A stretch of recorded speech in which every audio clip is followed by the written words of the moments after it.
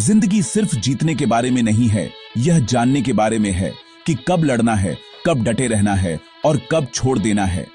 सोचिए कि आपने कुछ ऐसा बनाया जो हर भारतीय की जिंदगी का हिस्सा बन गया, फिर उसे उसके पीक पर बेच दिया। यह रमेश चौहान की कहानी है। 1933 में चौहान की कोका कोला के हेड के साथ हाथ मिलाते हुए एक तस्वीर एक नए युग का सिंबल बन गई। भारत के कोला किंग ने थम्स अप, लिम्का और गोल्ड स्पॉट उस बहुत बड़े जाइंट को बेच दिए जिसकी जगह उन्होंने कभी ली थी। क्रिटिक्स इसे सरेंडर कहते थे, लेकिन क्या यह सच था?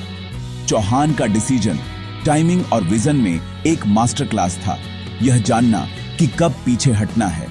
उन्होंने एक युग के एंड को एक नए युग की शुरुआत के रूप में देखा। वह सिर्फ सॉफ्ट ड्रिंक्स नहीं बेच रहे थे, वह एक लेगेसी बेच रहे थे। यह डर नहीं था, यह स्ट्रैटेजी थी। चौहान ने रूल्स को फिर से लिखा, यह दिखाते हुए कि करेज सिर्फ शुरू करने के बारे में नहीं है, बल्कि अपनी शर्तों पर एंड करने के बारे में भी है। उनकी कहानी एक अलग रास्ता चुनने के गट्स और यह जानने की विजडम के बारे में है कि कब आगे बढ़ना है।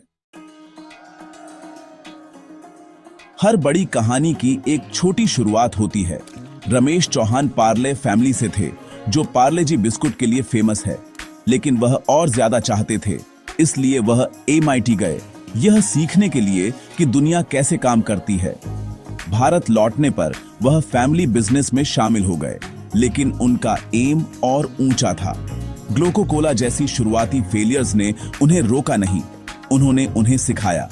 अपने भाई के साथ उन्होंने गोल्ड स्पॉट और लिम्का लॉन्च किए, बेवरेज वर्ल्ड की बारीकियां सीखी। चौहान हर काम खुद करते थे, बॉटलिंग से लेकर मार्केटिंग तक सब कुछ मास्टर करते थे। उन्होंने रिस्क लिए, ग्लोबल एजुकेशन को लोकल स्ट्रीट स्मार्ट्स के साथ ब्लेंड किया। ये साल उनका असली ट्रेनिंग ग्राउंड थे। वह एक बड़े गेम के लिए तैयारी कर रहे थे, भले ही उन्हें अभी तक पता नहीं था। जल्द ही एक अपॉर्चुनिटी उनकी जिंदगी और भारत के मार्केट को हमेशा के लिए बदल देगी। 1977 में कोका कोला को भारत से बाहर कर दिया गया, जिससे एक बहुत बड़ा गैप पैदा हो गया। जब दूसरे हिचकिचा रहे थे, चौहान ने अपना चांस देखा।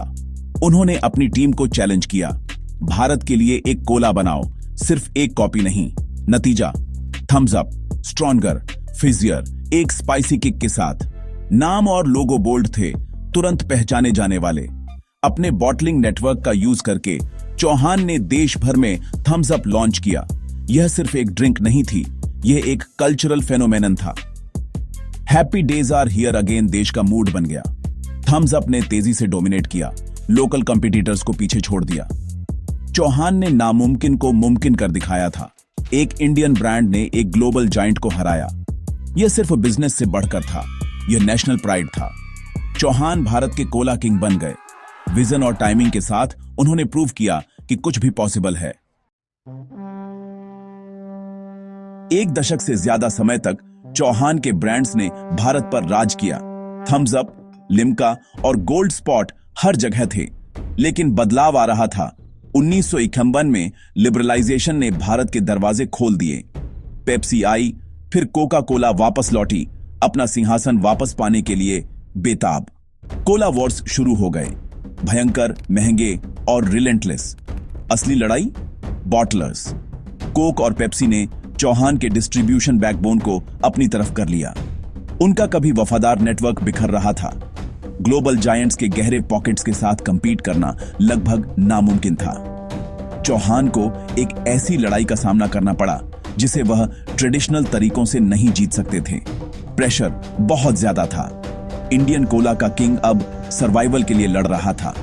उन्हें एक चॉइस करनी थी, एक ऐसी चॉइस जो उनकी लेगेसी को डिफाइन करेगी। उनकी जिंदगी का सबसे मुश्किल डिसीजन बस आगे था। सोचिए कि आपके पास एक जीत का पत्ता है, लेकिन दूसरे प्लेयर्स के पास अनलिमिटेड चिप्स हैं। 1993 में चौहान की यही दुविधा थी।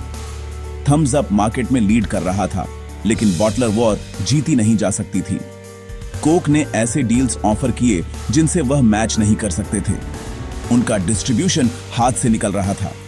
असीमित एड बजट के साथ कंपीट करना एक हारने वाला गेम था।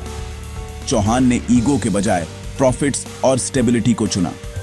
उन्होंने Thums Up, Limca, Gold Spot और सिट्रा कोका कोला को 16 मिलियन में बेच दिए। दुनिया हैरान रह गई। कुछ ने इसे सरेंडर कहा, लेकिन चौहान जानते थे किंग के रूप में बाहर निकलना सब कुछ खोने से बेहतर है। यह दूरदर्शिता का कदम था, डर का नहीं। वह हार नहीं मान रहे थे, वह किसी और दिन लड़ने के लिए पीछे हट रहे थे। कभी कभी सबसे स्मार्ट कदम यह जानना होता है कि कब पीछे हटना है। चौहान का डिसीजन प्योर बिजनेस जीनियस था। अपना एम्पायर बेचने के बाद कई लोगों ने सोचा कि चौहान रिटायर हो जाएंगे, लेकिन सच्चे एंटरप्रेन्योर्स कभी बिल्डिंग करना नहीं छोड़ते।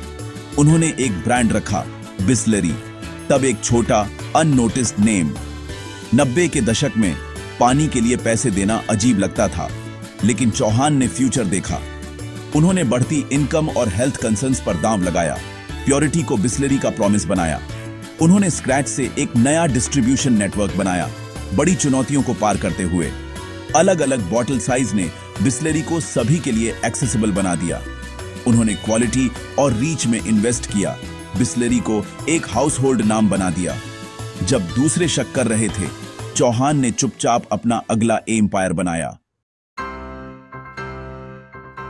आप पानी को एक्साइटिंग कैसे बनाते हैं? आप उसे एक कहानी देते हैं। चौहान के अनोखे एड्स जैसे ऊंट का बिसलेरी मांगना ने ब्रांड को आइकॉनिक बना दिया। हरा लेबल विश्वास का सिंबल बन गया, लेकिन सिर्फ मार्केटिंग ही काफी नहीं थी। चौहान ने एक विशाल डिस्ट्रीब्यूशन नेटवर्क बनाया जो भारत के हर कोने तक पहुंचा। बिसलेरी डिफॉल्ट चॉइस बन गई, मार्केट के 60% से ज्यादा पर डोमिनेट करते हुए। उन्होंने एक बेकार प्रोडक्ट को मल्टी करोड़ बिजनेस में बदल दिया। 2022 तक बिसलेरी 8,000 करोड़ का एम्पायर था। चौहान ने अपनी विजन को फिर से प्रूव किया, पानी को सोना बनाना। सक्सेस लक नहीं थी, यह स्ट्रेटजी और अथक एग्जीक्यूशन था। 2022 में खबर आई, चौहान बिसलेरी को टाटा को बेच सकते हैं। 22 साल की उम्र में उन्हें लगा कि यह एक नए कस्टोडियन का समय है। डील लगभग हो चुकी थी जब तक परिवार ने सब कुछ बदल नहीं दिया। उनकी बेटी जयंती जाने देने के लिए तैयार नहीं थी। उनके लिए बिसलेरी सिर्फ बिजनेस से बढ़कर थी, यह लेगेसी थी। चौहान को एक नई दुविधा का सामना करना पड़ा, टाटा को बेचें या अपनी बेटी के विजन पर भरोसा करें। इस बार उन्होंने परिवार की बात सुनी। उन्होंने उनका पैशन देखा और उनके लीडरशिप को सपोर्ट करने का फैसला किया। चौहान के डिसीजन ने ग्रोथ दिखाई, सिर्फ एक बिजनेसमैन के रूप में नहीं, बल्कि एक पिता के रूप में। कभी कभी लेगेसी का मतलब अगली जनरेशन पर भरोसा करना होता है। उन्होंने परिवार पर अपना विश्वास रखा, यह प्रूव करते हुए कि सक्सेशन पैसे से कहीं ज्यादा है। रमेश चौहान की जर्नी टाइमिंग और विजन में एक मास्टर क्लास है। वह जानते थे कि कब लॉन्च करना है, कब बेचना है और कब फिर से शुरू करना है। उनकी कहानी अवसर को वहां देखने के बारे में है जहां दूसरे संकट देखते हैं। विजन का मतलब अपनी प्रिडिक्शंस पर दांव लगाना है, भले ही दूसरे आप पर शक करें। वह हमें जाने देने की शक्ति सिखाते हैं। थम्स अप बेचना फेलियर नहीं था, बल्कि स्ट्रेटजी थी। उन्होंने अपने फ्यूचर को बचाने के लिए ईगो को जाने दिया। दशकों बाद वह बिसलेरी को जाने देने के लिए तैयार थे, फिर अपनी बेटी के लिए उस प्लान को जाने दिया। असली ताकत यह जानना है कि कब डटे रहना है और कब छोड़ देना है। चौहान की लेगेसी सिर्फ ब्रांड्स नहीं है, यह बोल्ड डिसीजंस और निडर टाइमिंग है।